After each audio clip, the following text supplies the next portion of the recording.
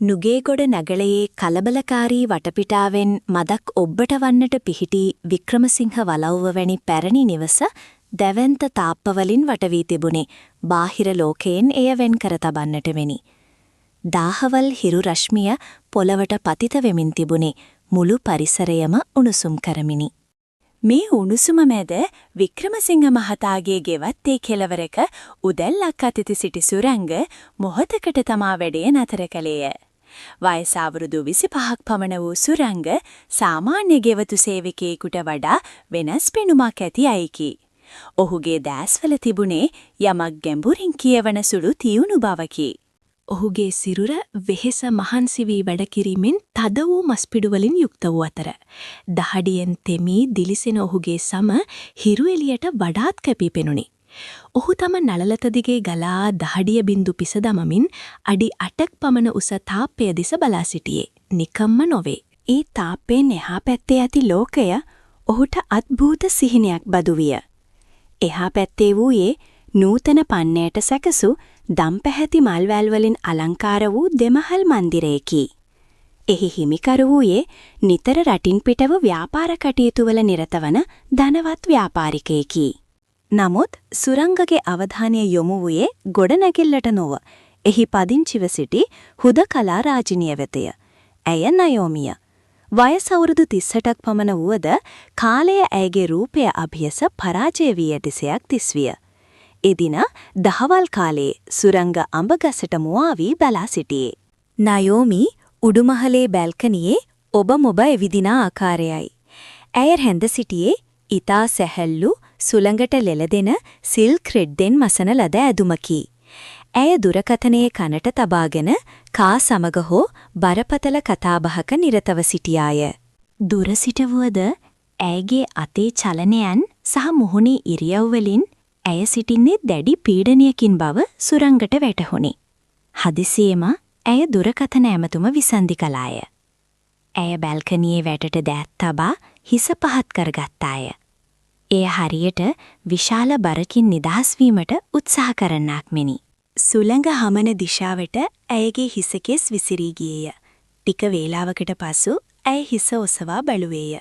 හරියටම සුරංග සිටින දිශාවටය. අඹගසේ කොළ අතරින් තමා දෙස බලා සිටින තරුණ දෑස් යුගල ඇය දුටුවාය.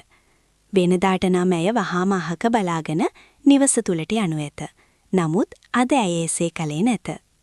ඇයගේ දෑස් සුරංගගේ දෑස් සමග ගැටුනේ විදුලි සැරයක් මෙනි. තත්පර ගණනක් පුරාවට පැවතියේ නිශ්ශබ්ද බැල්ම තුල වචන දහසකින් කිව නොහැටි කතාවක් ලියවි තිබුණේ. ඒ බැල්ම තුල තිබුණේ හුදෙක් කුතුහලයක් නොව උදව් ඉල්ලන ආයාචනයක් සහ තහනම් ඇරියුමක් අතර දෝලණය වන හැඟීමකි. සුරංගට දැනුනේ තාප්‍ය දිය වී ගොස් ඔවුන් දෙදෙනා එකම අවකාශයක තනි වූවක් වැනි හැඟීමකි. දින දෙකකට පසු සොබාදහම කෝප වූවක් මෙන් අහස කළු කරගත්තිය. මහ දවාලේම පරිසරය අඳුරු විය. මහ ධාරානිපාත වර්ෂාවක් ඇදහැලෙන්නට පටන් ගත්තේ අකුණු සැර සහ ගිගුරුම් හඬ මැද්දේය. වික්‍රමසිංහ නිවසේ පිටුපස දොර ජනේල් වසමින් සිටි සුරංගට වැස්සේ ഘോഷාව අතරින් අල්ලපු ගෙවත්තෙන් යම් කලබලකාරී හඬක් ඇසුණි. ඔහු ජනේලෙන් නිබී බැලුවේය. නයෝමි තනිවම වැස්සට තෙමි ගෙවත්තේ වේලෙන්නට දමා තිබූ ඊතා වටිනා පර්සියානු බුමුතුරුණු කිහිපයක් ගෙට කර ගැනීමට දැඩි වෙහෙසක් දරමින් සිටියාය. සුළඟේ වේගය කෙතරම් දෙයත් ඇයට තනිවම එය පාලනය කර ගැනීමට නොහැකි විය. ඇය ලිස්සා බිම ඇද වැටෙනු සුරංග දුටුවේය. ක්ෂණයකින් තීරණයක් ගත් සුරංග තමාගේ ආරක්ෂාව ගැන නොසිතා තාප්පය අයිනේ තිබූ පැරණි අඹගසට නැග. ලිස්සන සුළු තාප්පය මතින් එහා පැත්තට පැන්නේය. වැස්ස හමුවේ උගේ ඇදුම් තෙත බරිත වී තිබුණි. ඔහු නයෝමි වෙත දිව ගියේය. "නෝනා, අයින් වෙන්න, මම ගන්නම්." සුරංගගේ කටහඬ වැස්සේ ഘോഷාව පරදවමින් මතුවිය.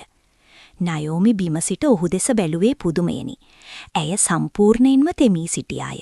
මෙහිදී වැස්ස නිසා තෙමී ගිය ඇදුම් ඇයගේ සිරරට ඇල තිබුණද සුරංගගේ අවධානය යොමු වූයේ ඇයගේ සිරරේ හැඩතලවට වඩා ඇය සීතලෙන් වෙවුලන ආකාරයටය. ඇයගේ දෙතල් සීතලෙන් නිල් පැහැගැන්වී තිබුණි.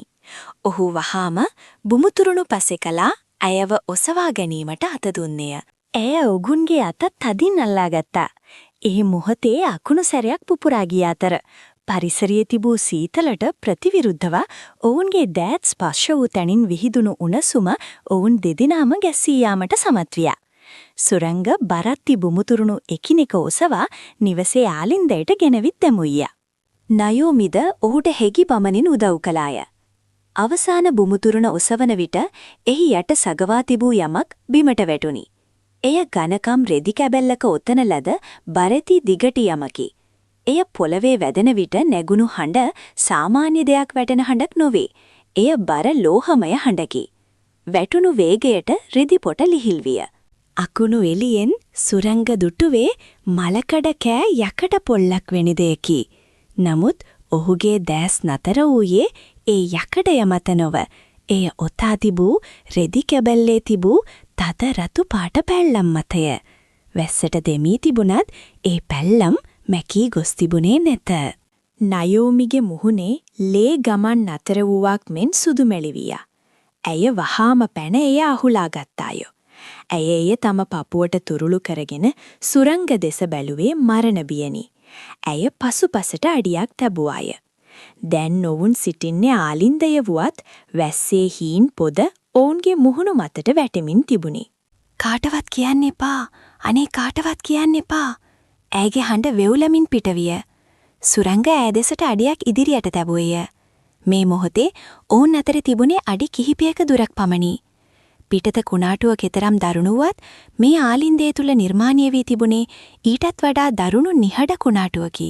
සුරංගගේ දැස් ඇයගේ පියපත් දැස් අස්සේ සැඟවුණු ගැඹුරු හුදකලාව ස්පර්ශ කළේය. ඔහුට ඇයව බියගැන්වීමට හැකිව තිබුණි.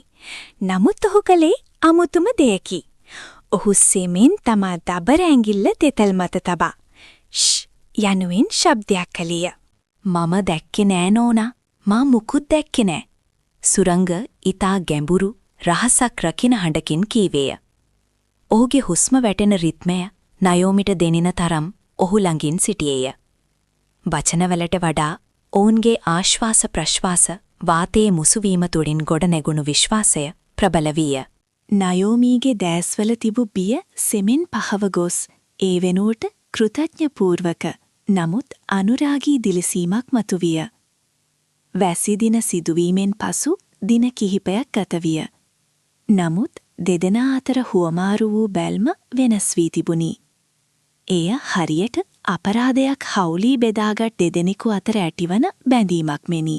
දිනක් වික්‍රමසිංහ මහතාගේ පුතා ඩ්‍රෝන කැමරාවක් යවමින් සෙල්ලම් කරද්දී පාලනයෙන් ගිලිහි එය ගොස් නයෝමිගේ උඩු මහලේ බැල්කනියේ විශාල පතොක් පෝච්චි යටට හිරවියා. සුරංගායේ අනියර අල්ලපු ගෙදර ඇන්ටිලගේ බැල්කනියට ඩ්‍රෝන් එක වැටුණා. තාත්තා දන්න කලින් අරන් දෙනවද? පොඩි ස්වාමියා බැගෑපත් වියා. නයෝමි නිවසේ පෙනින්නට නොසිටියාය. ගේට්ටුව වසා තිබුණේ. සුරංගට තිබූ එකම විකල්පය තාප්පයෙන් පැන පයිපේ දිගේ බැල්කනියට නැගීමයි. ඔහුට එය අභියෝගයක් නොවිය. ඔහු බැල්කනියට ගොඩ වී ඩ්‍රෝන කැමරාව අතට ගත්තේය. ආපසු හැරෙන්නට සැරසෙද්දී කාමරේ විශාල වීදුරු ජනලේ තුලින් දුටු දසුනෙන් ඔහු ගල් ගැසුණි. කාමරේ විදුලි බුබුලු දමා තිබුණේ ඉතා අඩුවෙනි. කාමරේ පුරා පැතිර තිබුණේ අඳුරු කහ පැහැති එළියකි. සුරංග දුටුවේ නයෝමිව කෙලින්ම නොවේ. කාමරයේ ඇඳ තිබූ තුනී තිරරෙද්ද මතට වැටුණු ඇයගේ සෙවනැල්ලයි. ඇය දුරකථනයෙන් කාට හෝ බැනවදිමින් සිටින බව ඇයගේ සෙවනැල්ලේ අතපය විසිවෙන ආකාරයෙන් පෙනුනි. ඇය සිටියේ නානකාමරයෙන් පැමිණි විගස බව පෙනුනි. ඇයගේ සිවනල්ලේ හැඩයානුව ඇය ඇගේ ඔතගෙන සිටියේ ඉත කෙටි ආවරණයක් බව පැහැදිලිය. හදිසියෙම ඇය දුරකථනය ඇඳ මතට විසිකලාය. ඉන්පසු ඇය හිස අත් දෙකෙන් අල්ලාගෙන ඇඳ මත හිඳගන්නා ආකාරය සෙවනල්ලෙන් දිස්විය. මට බෑ තවත් සල්ලි දෙන්න. මිනිහෝ තමුසෙමව බ්ලැක්මේල් කරන්නද හදන්නේ. ඌ මැරිලා ඉවරයි. තමුසෙට ඕන දෙයක් කරගන්නවා. සුළංගට වීදුරුව හරහා ඇසුනේ බොඳ වූ හඬකි. ඌ මැරිලා ඉවරයි. කවුද මැරුණේ? අර වැස්ස දවසේ දෙකපු ලේ පැල්ලම් කාගේද? සුරංගගේ හිතේ ප්‍රශ්න වැලක් මතුවිය. ඒ මොහොතේම නයෝමි ජනේලය දෙස බැලුවාය. බැල්කනියේ සිටගෙන සිටින සුරංගගේ සෙවණැල්ල ඇය දුටුවාය. මෙවර ඇය බියෙන් කෑ ගැසුවේ නැත. ඇය ඊතා සංසුන්ව නැගිට ජනේලය අසලට පැමිණියාය. ඇය වීදුරුව විවෘත කළාය. ඇය සිටියේ සුදු පැහැති තුවාක් පමණක් සිරරේ දවට්ටාගෙනය. නමුත් ඇය සකස් කරගන්නට හෝ ලැජ්ජා වන්නට උත්සාහ කළේ නැත. ඇය සුරංග දෙස බැලුවේ අභියෝගාත්මක දැසිනි. මොකද හොරෙන් බලන් ඉන්නේ. ඇය ඇසුවේ කෝපයෙන්නව. යටි හිතේ ඇති කුතුහලය මුසු වූ ස්වරයකිනි. පොඩි බේබිගේ සෙල්ලම් බඩු වැටුණා. සුරංග ඩ්‍රෝන කැමරාව පෙන්නුවේය. ඔහු ඇයගේ මුහුණ දෙසම බලා සිටීමට වග බලාගත්තේය. නයෝමි මදක් ඉදිරියට නැඹුරු වූවාය. ඇයගෙන් නිකුත් වූ සබන් සහ මල් සුවඳ සුරංගගේ නහයට දැනුනි. ඇය කොතරම් ළඟද කියතොත් ඇයගේ තෙත හිසකෙස් වලින් වැටුණු වතුර බින්දුවක් සුරංගගේ අතමතට වැටුණි. ඒ කුඩා වතුර බින්දුව පවා ඔහුට දැනුනේ ගිනියම් වූ ලාවා බින්දුවක් මිනි. ඔයාට ගොඩාක් දේවල් ඇහෙනවා නේද සුරංග? දකින දේවල් වැඩි නේද? ඇය ඇසුවේ ඊතා රහසිගතවය. මම දකින දේවල් මගේ පපුව අස්සේ විතරයි නෝනා. ඒවා එළියට එන්නේ නැහැ. සුරංගගේ පිළිතුරෙන් නයෝමිගේ දැස්වල තිබූ සැකයේ ඡායාව මැකී ගියේය. ඇය මද සිනහවක් පාකලාය. හෙට රැට මේ කාණුව සුද්ධ කරන්න ඕන කියලා ඔයාලගේ ලොකු මහත්තයට කියන්න. එතකොට ඔයාට පුළුවන් නිදහසේ මේ පැත්තට එන්න. මට උදව්වක් ඕන. ඇය පවසා ජනේලයේ වසා ගත්තාය. නමුත් ජනේලයේ වැසීමද පෙර ඇය ඔහු දෙස හෙළූ බැල්ම සුරංගගේ මුළු රාත්‍රියම අවදි කර තබන්නට සමත් විය. පසුදා සවස අඳුර වැටීගෙන එද්දී සුරංග නිවාස දෙක මායිමේ ඇති පැරණි කාණු පද්ධතිය සහ වසා දමා තිබූ ලිඳ අසල සුද්ධ පවිත්‍ර කරමින් සිටියේය. සැලසුම් කළ පරිදිම නයෝමි එතනට පැමිණියාය. ඇය අතේ සිසිල් බීම වීදුරුවක් විය. කොල්ලට මහන්සිද?